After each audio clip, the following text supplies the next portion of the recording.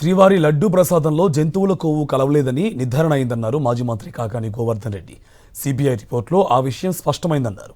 CM హోదాలో చంద్రబాబు హిందువుల మనోభావాలను దెబ్బతీశారని మండిపడ్డారు. డిప్యూటీ సీఎం పవన్ పందికొవ్వు కలిసిందని మరో దుష్ప్రచారం చేశారని ఆగ్రహం వ్యక్తం చేశారు. డైవర్షన్ పాలిటిక్స్ కోసం శ్రీవారి లడ్డూతో ఆటలు ఆడారని చంద్రబాబు, పవన్ బేషరతుగా శ్రీవారి భక్తులకు క్షమాపణ చెప్పాలని డిమాండ్ చేస్తున్న మాజీ మంత్రి కాకాని గోవర్ధన్ రెడ్డితో మా correspondent Lokesh face to face.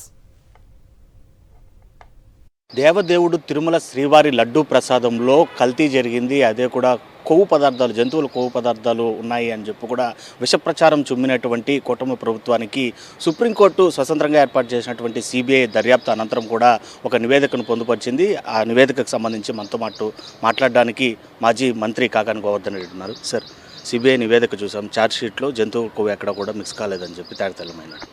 అంటే ఈరోజు కలియుగ దైవంగా భావించేటువంటి కీర్తించేటువంటి దేవదేవుడైనటువంటి వెంకటేశ్వర స్వామి లడ్డు ప్రసాదం ఈ దేశమే కాకుండా ప్రపంచ దేశాల్లో చాలామంది అత్యంత భక్తి శ్రద్ధలతో స్వీకరించేటువంటి ఆ లడ్డు ప్రసాదం మీద సాక్షాత్తు ముఖ్యమంత్రిగా ఉన్నటువంటి వ్యక్తి జంతువుల కొవ్వు కలిసింది అని చెప్పి మాట్లాడడం జరిగింది. దాని మీద ఉప ముఖ్యమంత్రిగా ఉన్నటువంటి వ్యక్తి పిగ్ ఫ్యాట్ అని చెప్పి కూడా ఆయన నిర్ధారించినట్టుగానే మాట్లాడాడు.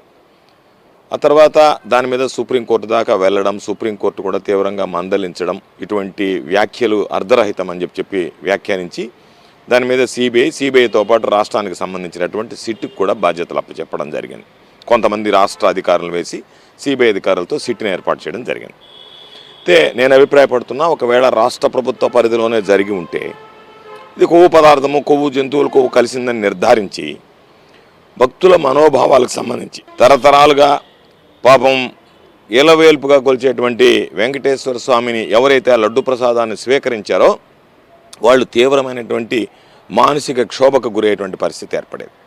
అయితే సాక్షాత్తు వెంకటేశ్వర స్వామి ఉన్నాడు కాబట్టే ఈరోజు దాని మీద దర్యాప్తు జరిగితే చంద్రబాబు నాయుడు ముఖ్యమంత్రిగా, ఉప ముఖ్యమంత్రిగా పవన్ కళ్యాణ్ ఏదైతే మాటలు చెప్పాడో జంతువుల సంబంధించినటువంటి కొవ్వు పదార్థాలు, పిగ్ ఫ్యాటు అని చెప్పని అవి లేవు అని సిబిఐ నిర్ధారించడం జరిగింది. నువ్వు చెప్పినటువంటి మాట ఏదైతే చంద్రబాబు ముఖ్యమంత్రి హోదాలో ఒక సమావేశంలో నేను జంతువుల కొవ్వు కలిసింది అని చెప్పాను, తప్పు, పొరపాటైంది అని భక్తుల్ని క్షమాపణ కోరాల్సినటువంటి పరిస్థితి. అదేవిధంగా పవన్ కళ్యాణ్ అనేటువంటి వ్యక్తి ఏ కర్ర అయితే తీసుకెళ్ళి ఆ మెట్లు తుడిచాడో నేరుగా వెళ్ళి ఆ కర్రతో చంద్రబాబు నాయుడిని 4 దెబ్బలు కొట్టి నీ వల్ల నేను మాట్లాడా, నీ వల్ల నేను అబాస్ పాలయ్యానని చెప్పి మరలా ఇప్పుడు వెళ్ళి నేను అపవిత్రమైనటువంటి మాటలు మాట్లాడాను కాబట్టి నా అపవిత్రమైనటువంటి మాటలకి నేను పరిహారం చేయించుకోవాలి కాబట్టి దానికోసం మరలా నేను భక్తులకు సంబంధించినటువంటి క్షమాపణ కోరుతూ నేను మెట్లు శుభ్రం చేస్తాను అంటే బాగుంటుంది. పవన్ కళ్యాణ్, చంద్రబాబు అనేటువంటి ఇద్దరు ముఖ్యమంత్రి, ఉప ముఖ్యమంత్రి హోదాలో ఉన్నటువంటి వ్యక్తులు మీరిద్దరు కూడా వెంటనే చంపలు వేసుకొని క్షమాపణ చెప్పాలని డిమాండ్ చేస్తున్నాం. Right sir, thank you. So అది తన నీచమైనటువంటి రాజకీయాలు, పొలిటికల్ డైవర్షన్ కోసం చంద్రబాబు ఎంతకైనా తెగిస్తారు. అందులో భాగంగానే దేవదేవుని లడ్డు ప్రసాదంలో కూడా ఈ విధమైనటువంటి డైవర్షన్ పాలిటిక్స్ చేయడానికి చూసి బొక్కబోర్లో పడ్డాడు. కాబట్టి హిందువుల మనోభావాలతో పాటు వెంకటేశ్వర స్వామి భక్తుల మనోభావాలను దెబ్బతీసినటువంటి ముఖ్యమంత్రి, ఉప ముఖ్యమంత్రులు ఇద్దరూ కూడా బేషరత్తుగా క్షమాపణలు చెప్పాలి ప్రజలకు అందరికీ, అదేవిధంగా భక్తజనానికి అని చెప్పి కూడా డిమాండ్ చేస్తున్నారు మాజీ మంత్రి కాకాని గోవర్ధన్ రెడ్డి. వీడియో జర్నలిస్ట్ భద్రత లోకేష్, సాక్షి టీవీ, నెల్లూరు.